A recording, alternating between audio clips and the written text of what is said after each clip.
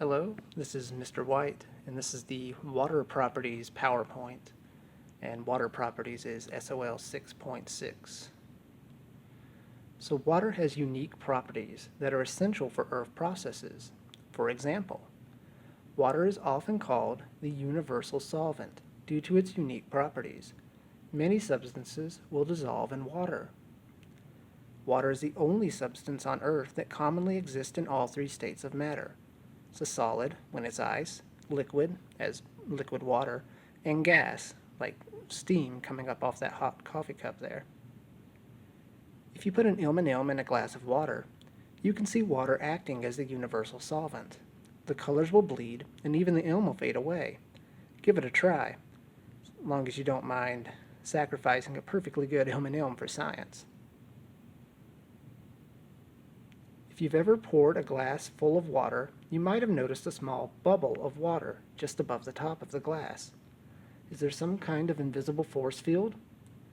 Maybe in the early morning you've noticed drops of dew hanging on a leaf. What keeps the water from falling off? Water has a unique molecular structure that causes water molecules to stick to other molecules. Water molecules attracted to other water molecules is called cohesion. Water molecules attracted to other surfaces, like the side of a glass or those drops on the leaf, is called adhesion.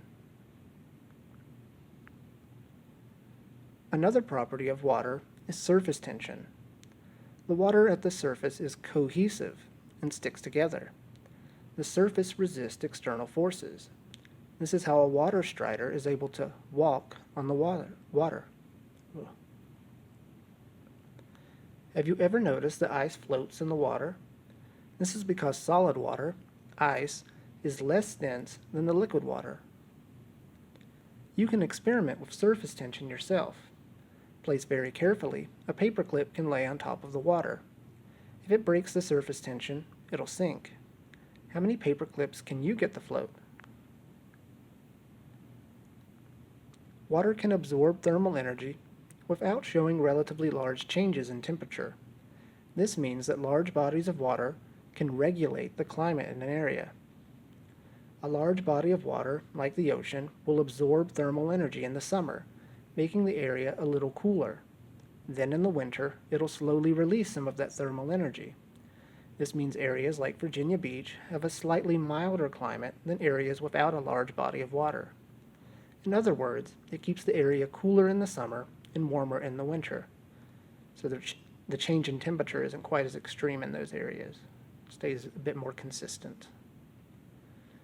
Water in the form of rain, ice, and snow shapes the environment by weathering rock and soil and transporting sediments. Water entering cracks in a rock and then freezing and thawing causes the rock to split.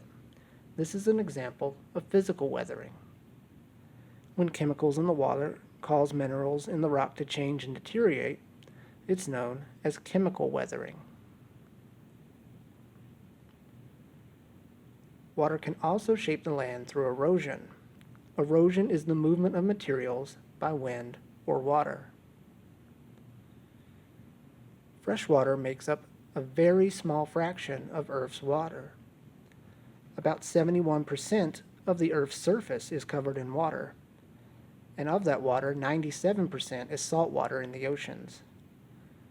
Around 3%, or it's 2.5 here, but we're going to round up to 3% of fresh water is locked up in ice and in the ground, meaning of the fresh water on the planet, only about 1% is actually readily available that we can actually get access to easily and use. Water is an essential resource. It's used in agriculture to produce our food, and it even provides electricity through hydroelectric dams. Accessibility to clean, fresh water is critical for public health.